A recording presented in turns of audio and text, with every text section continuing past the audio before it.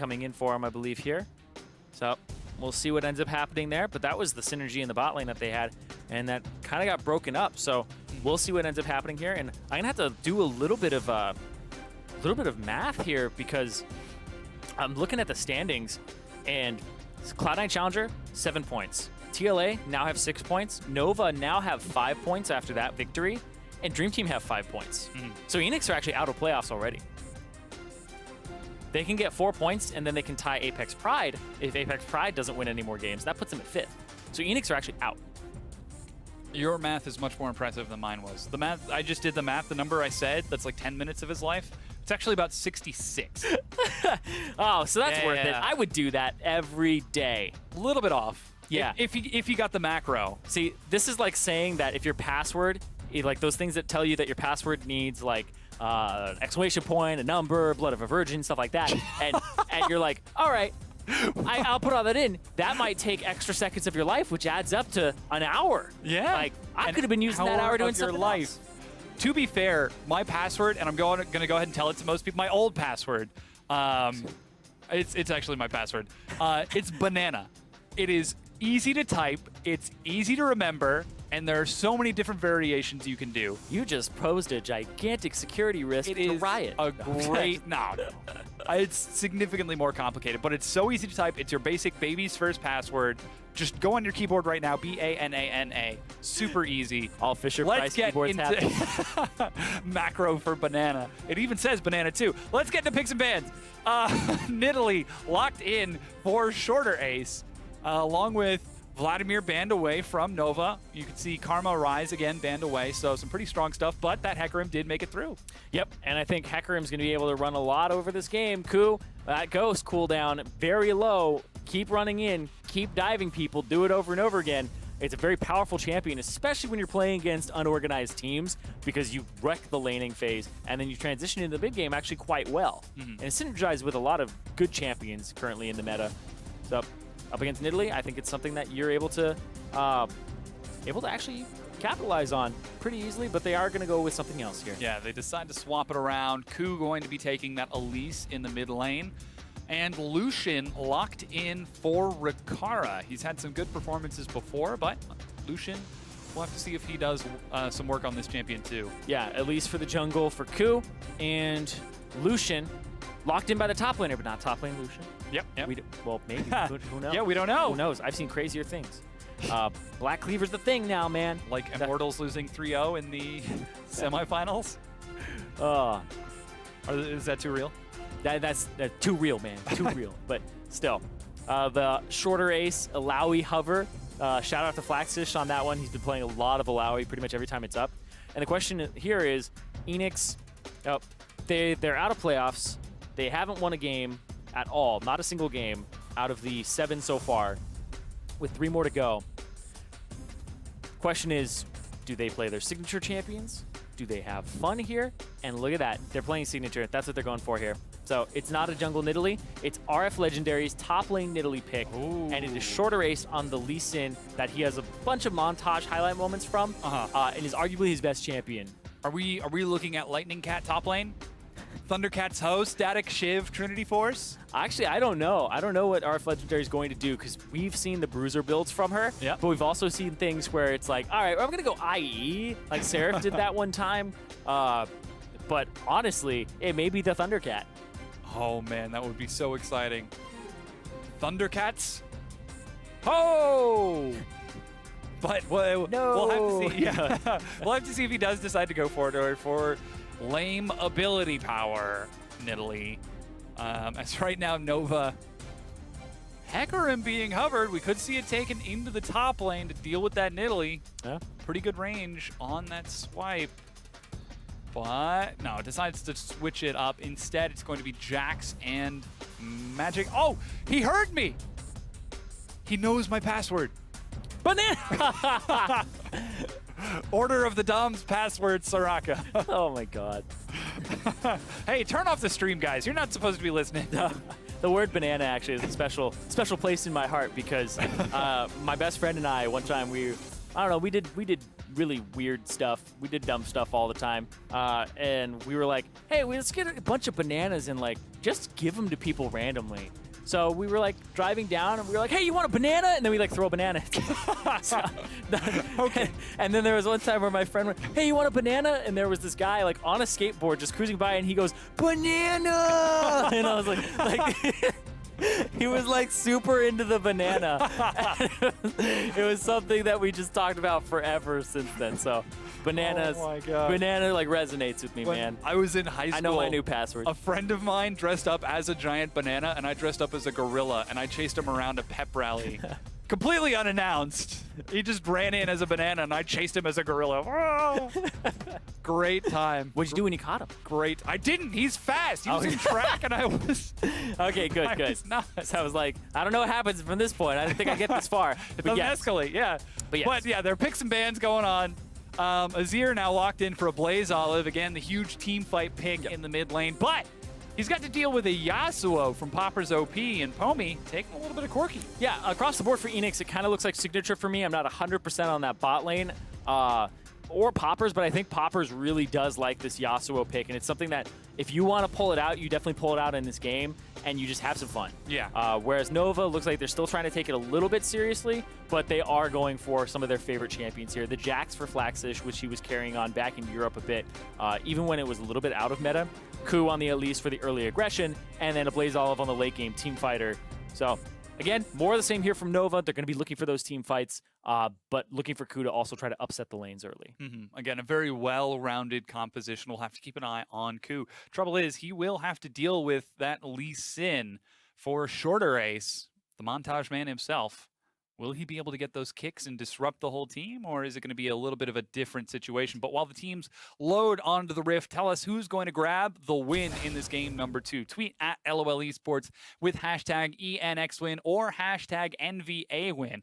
Let us know who you think, or if you're really feeling a little cheeky, hashtag banana win if you agree with that password and you think that could be a pretty good one. What's the opposite win? Is it just only banana win or forever hold your peace? Well, let's take a look at what's on the other team. Hashtag hurricane win? Hashtag lightning cat? There's really not a lot of great fruit comparisons on Eanix's lineup. Well, I mean, it could be the, I mean, Yasuo's a samurai, right? He could just make a stretch. He could be the fruit ninja. Oh, yeah. Cut Hashtag banana. Cut the bananas up. Or hashtag fruit ninja. A lot of people like Fruit Ninja right now. Fruit Samurai. We'll do Fruit Samurai. Hashtag Fruit Samurai. Yeah. Well, he's not a samurai. Oh, Confuse is he a people. samurai, though? He's a Ronin. Okay. So traveling samurai? He's technically a wanderer. The way of the wanderer. Because it's funny, because like just because you hold a certain type of sword does not make you a samurai or a ninja. Just because you have a katana or a wakizashi or a ninja toe. It's like, nah, it's all right. He's displaying the sword for us. Yeah. Where it's topic of the conversation. Yeah, thanks for showing that, man. Thank you. There was actually a lot of conversation on Reddit a few days ago about how a katana is actually a terrible sword.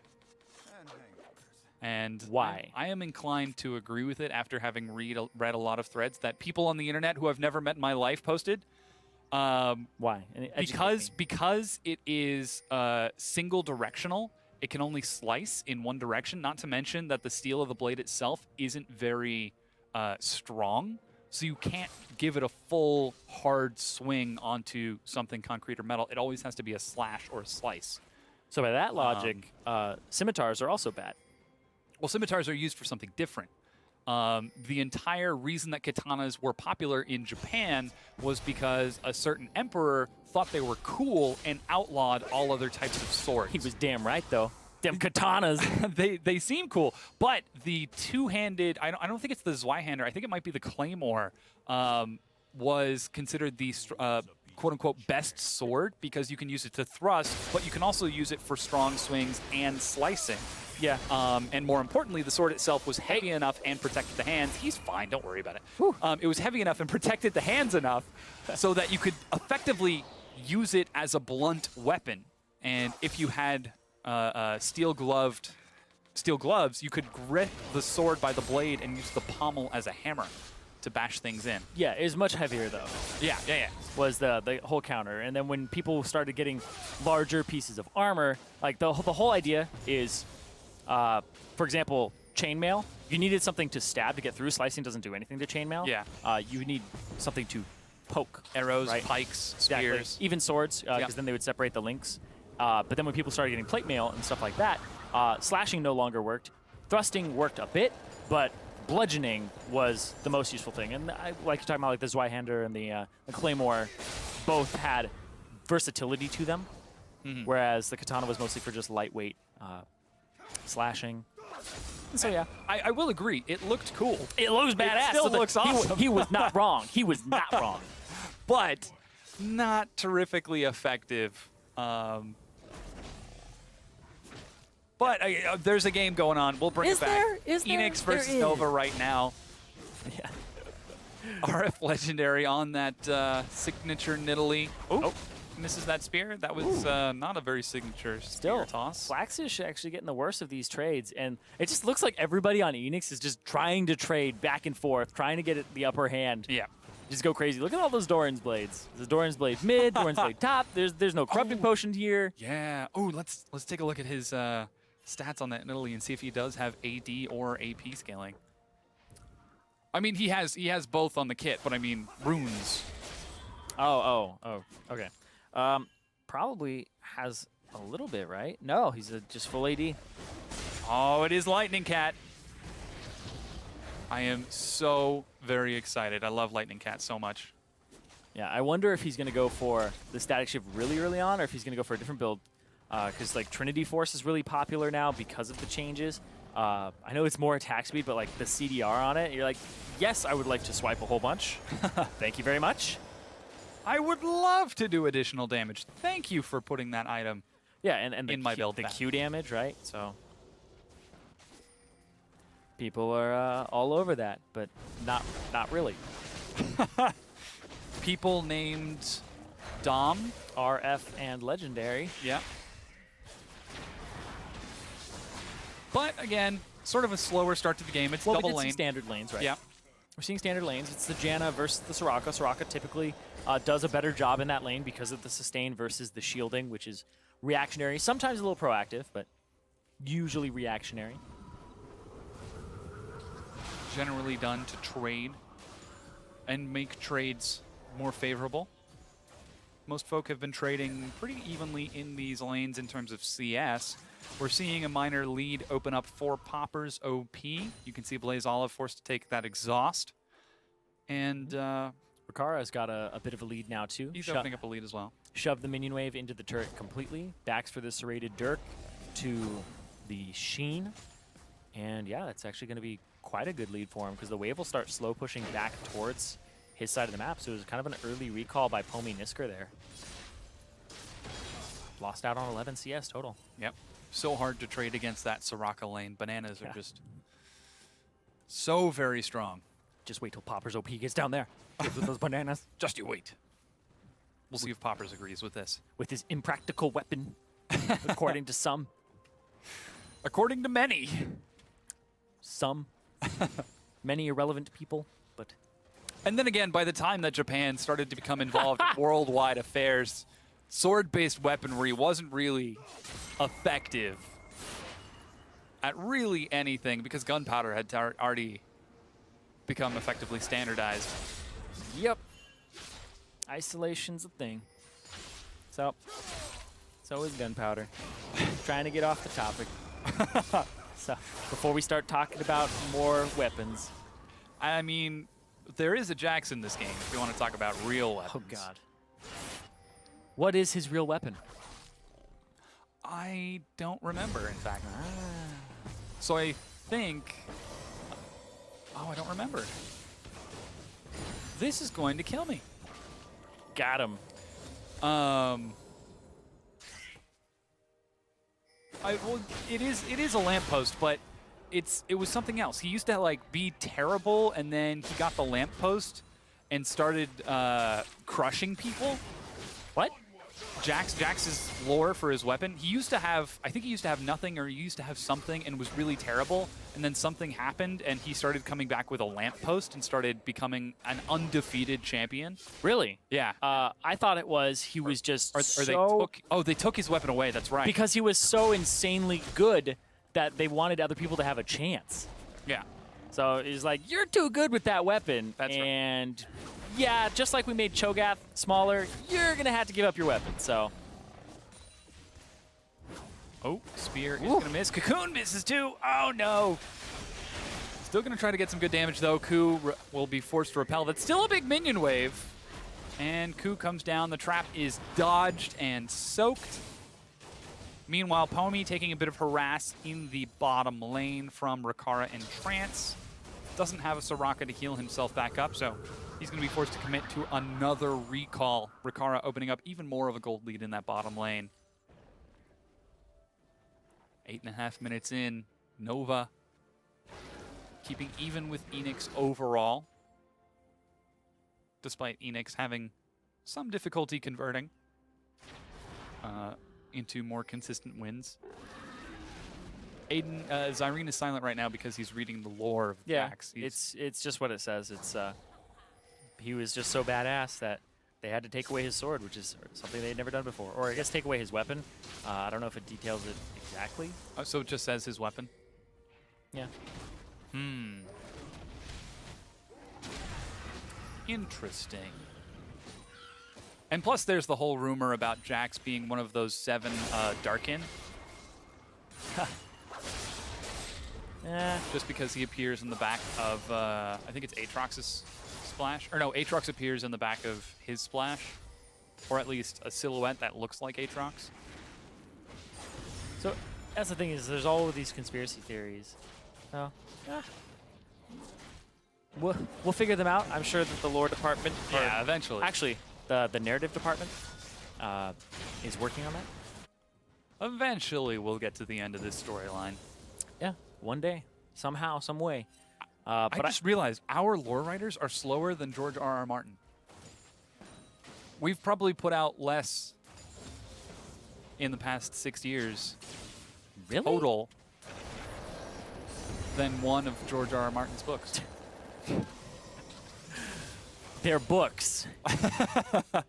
is video game lore. Oh, yeah.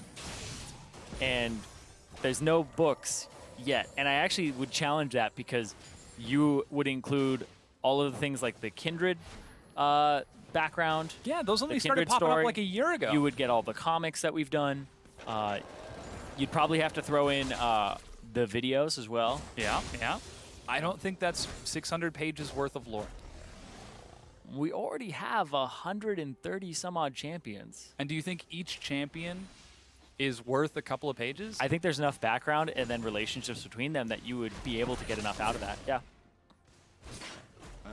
I think so. Anyway. Yeah, okay. Oh. That's how you win the conversation. Anyway, yeah. moving on. Moving on. Boom.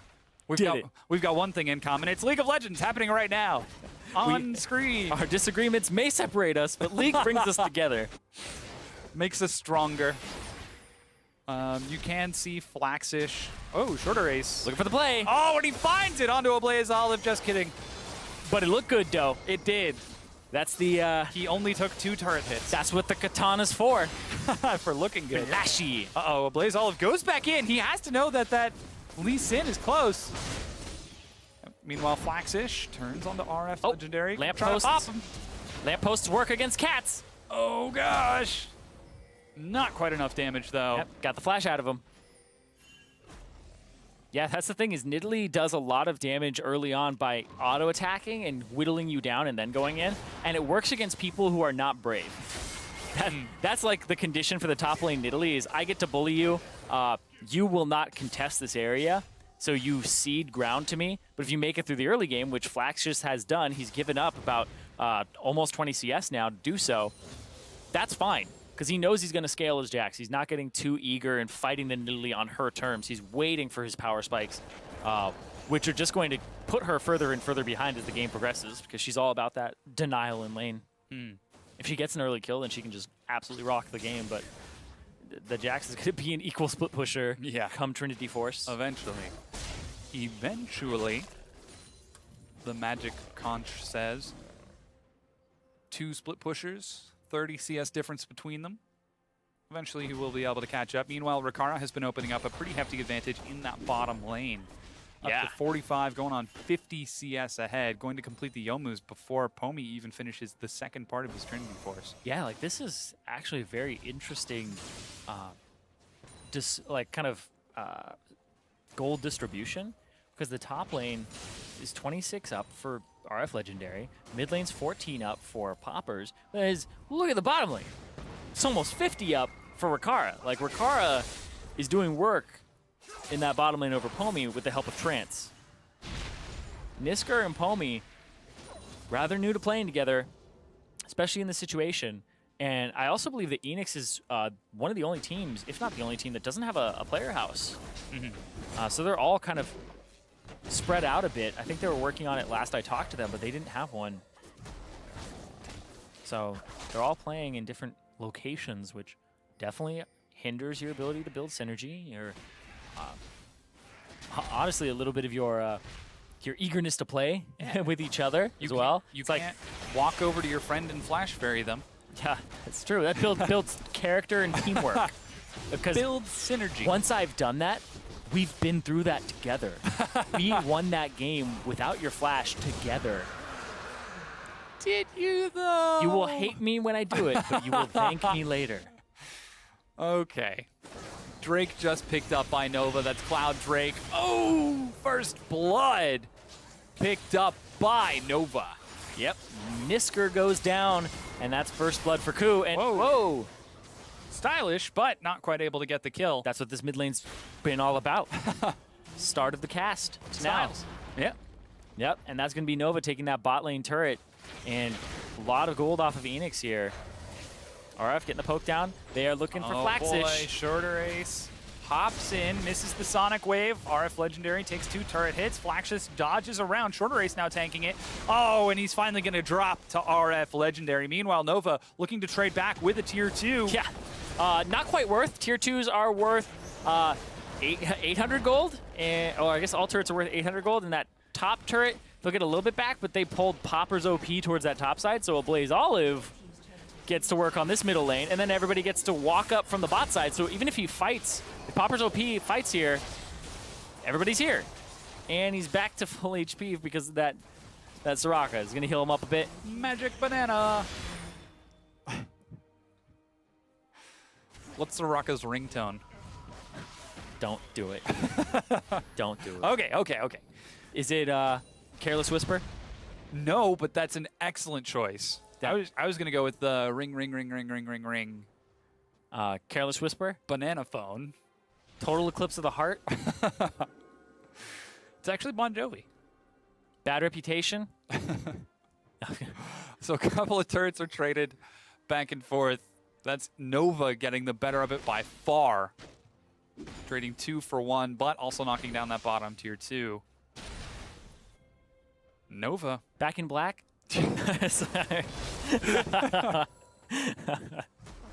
What are you just listing? What is your criteria for listing songs? Okay, regardless. It was just whatever came to mind. Bohemian Rhapsody? Yeah! Just keep it going. That's the thing, is I would never answer my phone if that was the ringtone. Well, it depends which part of the song, because eventually you're going to get sick of it. Nah, you just headbang to that part. You get just the instrumental and whoop. He's fine. Blaze Olive is totally okay with everything that's happening. Popper's OP, though, not okay with that, as he's collapsed upon by 3 different directions and goes down. Yep. Nova not able to actually capitalize on that too much, but they get Poppers. And now Nisker's running for his life, and now they're going to be able to push down this mid lane. They're going to get a lot off of this now. And Pomi gets chunked out. Oh my gosh, that is here. Doing so much damage. 62 CS lead for Rikara in that bottom lane. Yeah, he's a level ahead. A Blaze Olive caught up in CS. So all the advantages are pretty much RF in the top lane, but that's in Italy. He's going to continue to split push. He has his Trinity Force over Flaxish, and Flax just kind of left that lane with the teleport. But they're just getting more. Are they going to burn? Yeah. They burst through the mid-tier 2 turret. So I was actually talking with Freak about this the other day. Mid-tier 1 turret, your minions clash like 10 seconds earlier because of the length of the lane, right? Yeah. Mid lane is the shorter lane. So your minions will actually meet each other about 10 seconds sooner. What happens then is that makes it so that mid lane tier 1 is one of the hardest turrets to take, because the minion wave for your opponents to reinforce their top lane turret From base is longer. So you could take the tier 1 turret on the side lanes a little easier, but it makes the tier 2 of mid lane easier to take because the distance between the tier 1 and tier 2 is shorter. So ultimately, your minions reinforce faster. Exactly. So ultimately, at the end of the day, tier 1 mid, harder to take than the outer tier 1s, but your tier 2 and mid is one of the easier ones to take by virtue of the minions, not by virtue of the position on the map. You do also have to take this with a grain of salt, because there is still a flat 30-second time in between each minion wave spawning. So the minions already have to be on the map. If the minion wave is spawning, then it doesn't matter. Exactly. But it's the distance your minions have to travel from the tier 1 to the tier 2. And it's actually really cool to experiment with and think about. But I think that it's also, like, I say it's the easiest to take by virtue of the minions, that tier 2 mid. But also keep in mind, you'll be flanked from multiple areas. You have to have more control over the jungle vision to do so. So by virtue of that, it's one of the harder ones. But technically, from minions, from a minion perspective. Yeah, so don't go being like, oh, it's the easiest one to take, let's do it. Like, not quite. Hold up. That's like the information that's on champion.gg. Sure, it tells you things about which champion wins the most or which builds are the best, but you also have to take it with a grain of salt. Yeah, man.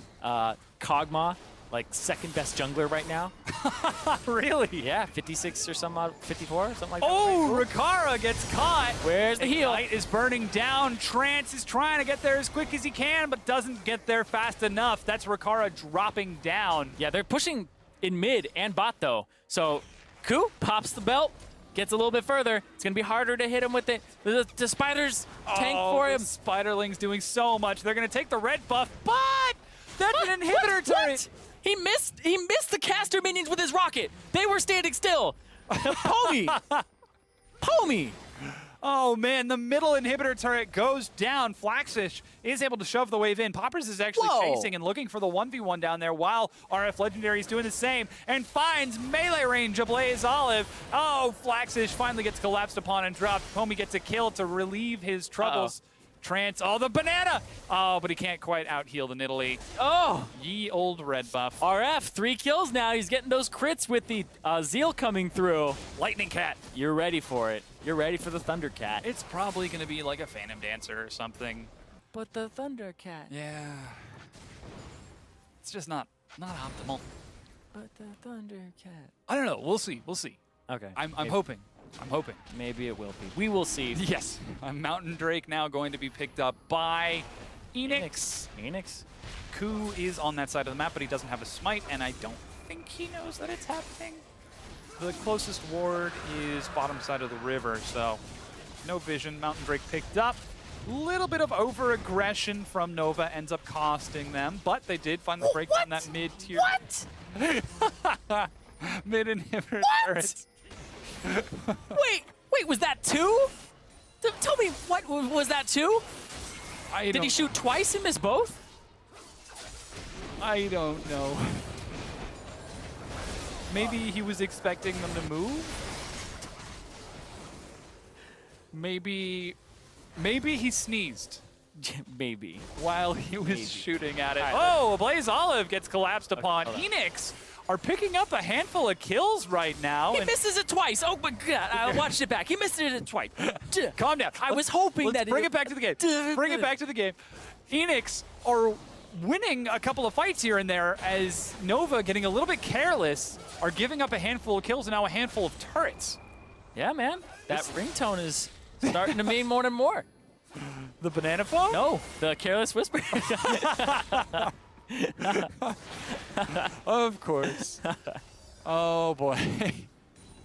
Well, soon Nova's going to be changing their ringtone to No More Tears. Yeah, but I mean, they don't make playoffs. Is there a song for that? Yeah. Ugh. Still, they are playing their heart out right now on Enix's side. Yeah. Because Enix are doing actually a good job this game. They're playing to their strengths. Nova, they have historically had a weak early game, and then they try to take off in the mid game by using a Blaze Olive, and a Blaze Olive is 0-2 right now. He's kind of been picked on, and so is Flaxus. So they're both their solo laners. Between the two of them are 0-4-1. Like, they have not been doing well. And they're going to turn this around right here. Look at this. Flaxus going to try to lane. A Blaze Olive almost gets caught out once again. Yep. Going to try to clear the minion wave and do damage to Shorter Ace. But that top lane tier 1 goes down. Yep.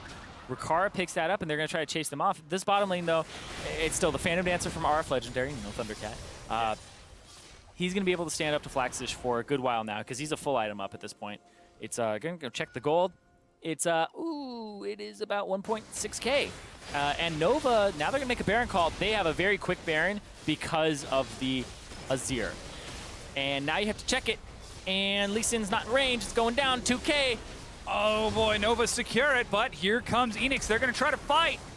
Trance with the flash as well to get out. Doesn't even want to risk it at that point. And the flash as well. Shorter Ace, he's going to try to make a play. Hops over the wall, but Sonic Wave misses. That's going to make making this play significantly more difficult as Nova walk it back to their tier 2.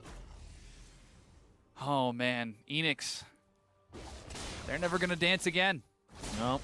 Their guilty feet have got no rhythm. Couldn't even make it to the Baron. Not in time. I did it. You did it. You totally missed it. No, I didn't miss it. I was just not going to acknowledge it. Okay. All right. See.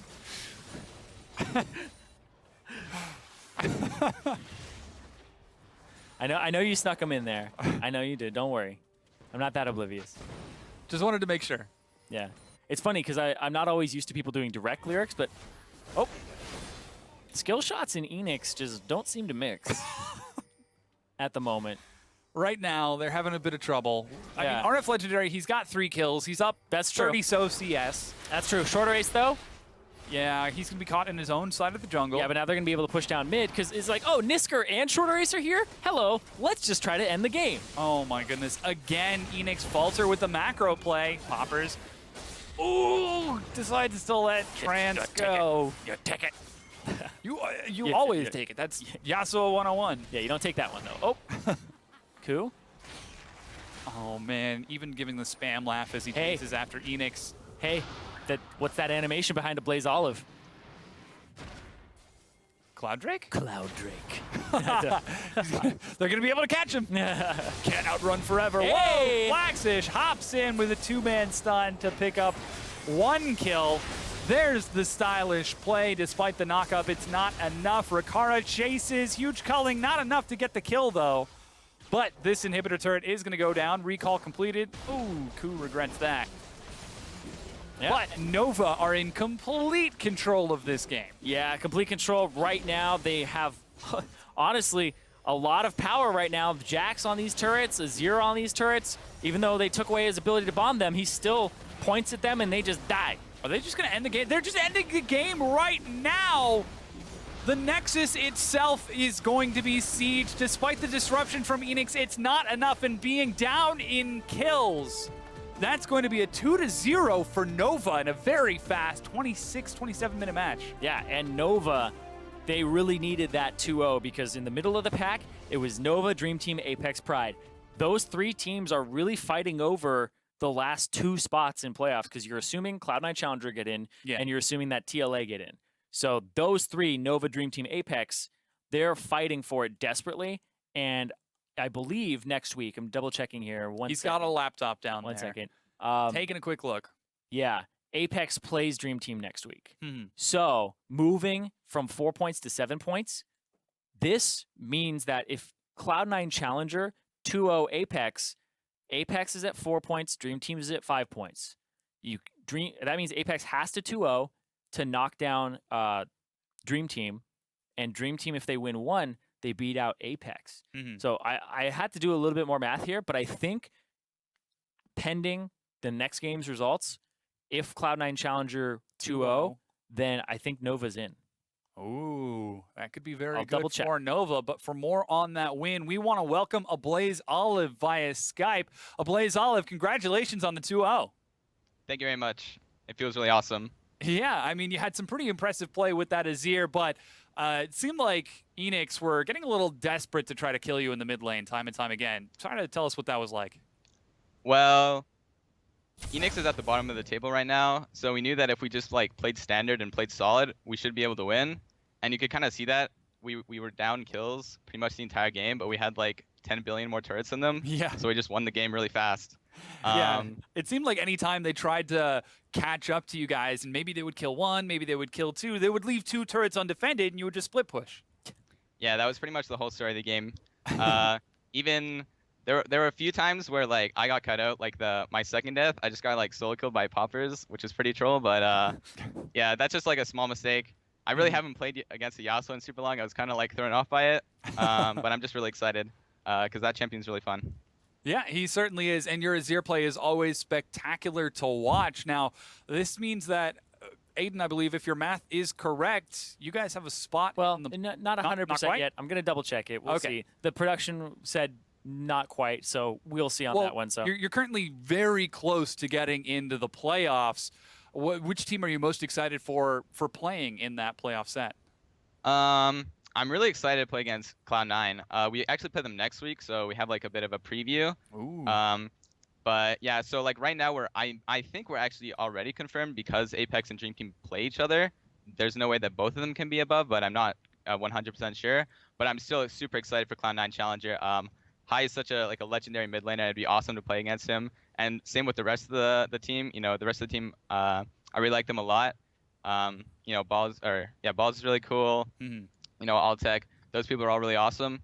And Contracts is like my boy, so I mean, I just really want to play against C9C. So I have two questions I want to ask you. The first one is, we haven't really seen you around the Challenger scene before, at least to my knowledge. Like, where have you been, and why is this when we're seeing you? Well, I've been kind of like, I just kind of like started playing competitive about like 8 months ago. I started in like September of last year. I kind of like, that's basically when I just hit Challenger September last year and started trying to get into a competitive team.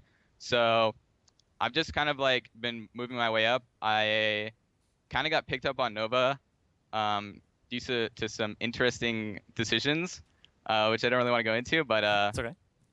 Basically there was a person that they wanted to take, but then he kept saying no, and then he got replaced by me, so that was okay. It turned out that I was better than him, so that was even cooler. So yeah. I was gonna say. Yeah, oh, sorry. Go ahead. Go ahead. You finish.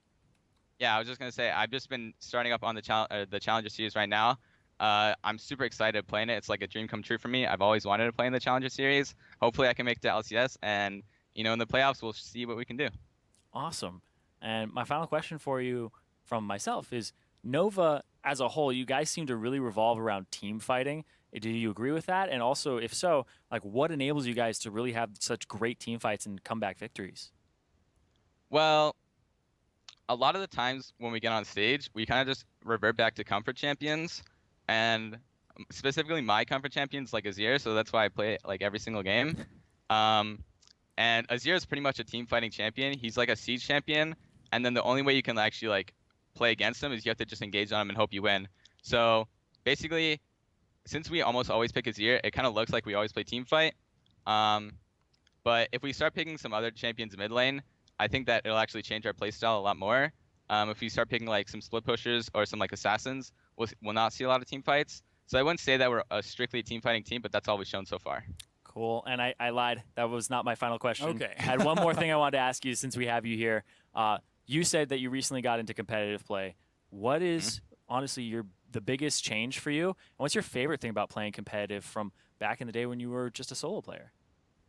The biggest change has to be like, well, I'm like a pretty positive guy, so losses usually don't hit me that hard. But playing in a competitive environment, a lot of like when we lose, a lot of my like team and myself get a lot more like down when we lose. Even in scrims, I get a lot like, you know, sadder when we lose. Whereas in like, you know, solo queue, I was just playing the math game, right? If I have a 51% win rate, I'll climb up in the ranks. So I wasn't too down by losses. But in the competitive scene, losses are a big thing, and especially on these big matches, if you lose, that's really bad. So that's kind of like the biggest shame for me is just how to take losses in general. And what was your second question? Sorry, I was, I forgot. what's your favorite thing? My favorite thing? My favorite thing has to be when, I don't know. I have a lot of friends watching, so whenever I talk to them afterwards, they're always like, "Whoa!" And also when I make a big play, that's pretty awesome too. Do it for the montage, man. Yeah, all about Yeah, getting yeah. those highlight reels. Yep. Well, Ablaze Olive, thank you so much for sharing your insights with us, and good luck for the rest of the split. Thank you very much. All right.